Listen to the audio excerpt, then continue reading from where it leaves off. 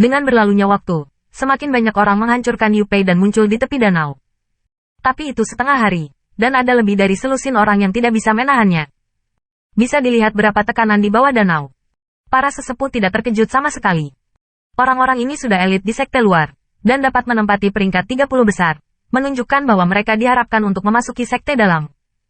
Namun, itu hanya bertahan lama di bawah danau. Pada awalnya, seorang putra kuasi suci di Tanah Suci mendapat hak istimewa untuk memasuki Danau Suci selama kerajaan. Dikatakan bahwa hingga kedalaman 20 zang, itu bertahan selama 5 hari. Pada saat itu, hal itu menimbulkan banyak hal di Tanah Suci. Sensasi.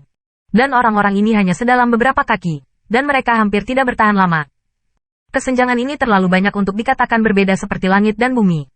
Ini juga alasan mengapa orang-orang ini berada di luar sekte. Namun, setelah tetua melihat siluet di kiri dan kanan posisi 10 zang, beberapa ekspresi yang memuaskan terungkap.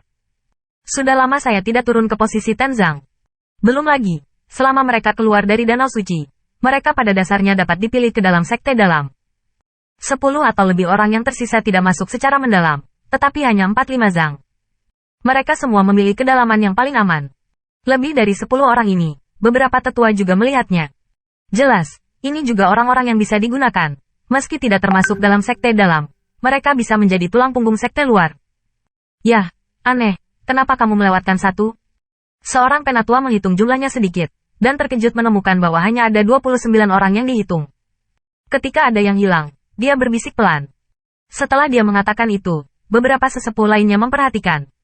Ini benar-benar kehilangan satu orang. Penatua lain juga menghitung jumlahnya dan menemukan bahwa memang ada satu orang yang hilang. Apakah ada kecelakaan di bawah danau? Salah satu dari mereka mengerutkan kening. Saat ini, mereka sedang menjelajahi situasi di dalam Danau Suci.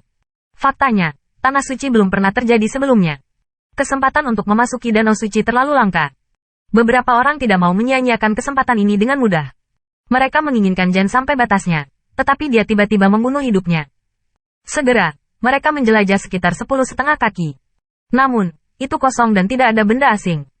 Diperkirakan dihancurkan oleh Danau Suci dan tulangnya hilang. Seorang penatua menghela nafas. Di dalam Danau Suci, jika Anda tidak tahan, tubuh Anda akan hancur seketika. Skeleton tidak ada, sepertinya bukan tidak mungkin. Apa? Setelah para tetua membuat keributan seperti itu, Deacon Lin juga memperhatikan bahwa memang ada satu orang yang hilang. Setelah dia mengkonfirmasi lagi, dia menemukan bahwa orang yang hilang itu sepertinya adalah Qin Yichen. Kerangka tidak ada. Dia tidak mempercayainya.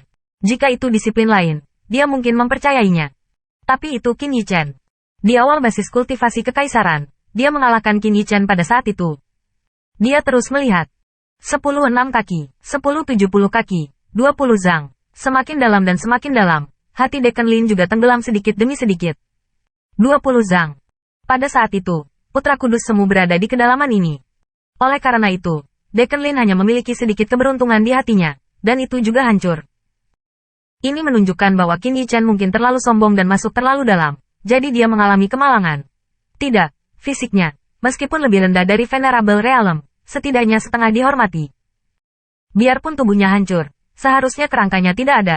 Ketika Deacon Lin hendak berhenti mencari, dia tiba-tiba berpikir bahwa fisik Qin Yichen tidak biasa. Mungkin, setelah tubuh pecah, daging dan darah tidak akan ada. Tetapi kerangkanya setara dengan tingkat setengah hormat, bagaimana mungkin ia tidak meninggalkan kerangka? Tanda seru. Tanda seru. Sekitar 20 zang. Pemaksaannya hebat.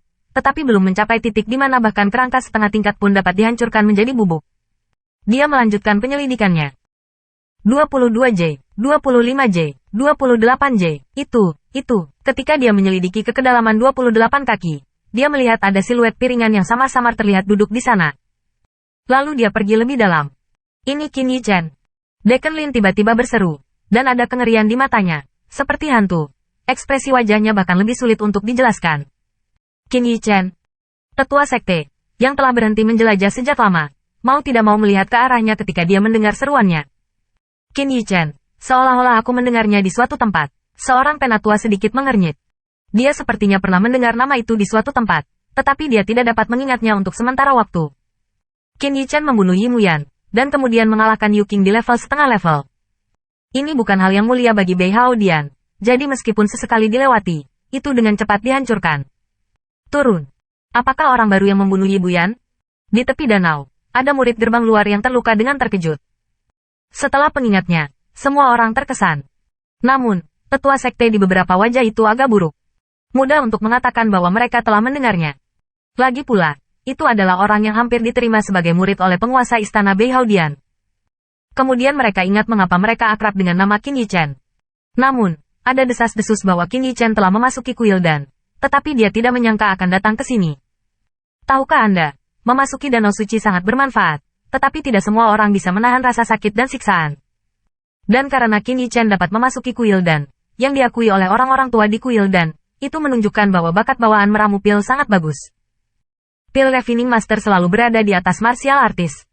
Seniman bela diri juga dijuluki orang barbar oleh ahli pemurnian pil. Mereka hanya perlu meracik pil, dan mereka tidak perlu datang ke danau suci untuk mengalami pekerjaan semacam ini. Maksudmu, orang itu masih berada di danau suci? Seorang tetua sekte batin bertanya kepada Deacon Lin tanpa sadar, tetapi dia mengatakan ketidakpercayaan di wajahnya. Dia menyelidiki hingga kedalaman 10 hingga 5 kaki, dan tidak ada seorang pun di sana. Bagaimana bisa dikatakan? Melapor kembali ke Penatua. Ya, dia masih di danau suci. Deacon Lin menoleh ke belakang dan menjawab dengan hormat, tetapi suaranya bergetar, menunjukkan bahwa dia sangat bersemangat. Bagaimana ini bisa terjadi? Penatua itu tidak mempercayainya, dan ketika dia mencapai kedalaman 20 zang, itu masih kosong. Tiba-tiba, Desir Lin mendongak sedikit. Elder, dia dalam posisi 30 zang. Melihat bahwa mereka tidak mempercayainya, Deacon Lin mengingatkan mereka. Faktanya, jika dia tidak terlalu mengenal Qin Yichen, tidak mungkin untuk menyelidiki sedalam itu. 30 zang. Bahkan pembangkit tenaga Venerable Realm, saya khawatir sulit untuk turun ke kedalaman itu. Kalau begitu pikirkan, Qin Yichen telah bertahan di kedalaman itu selama setengah hari, semakin mengejutkan hati Deacon. Ini sama sekali bukan manusia. Ini monster.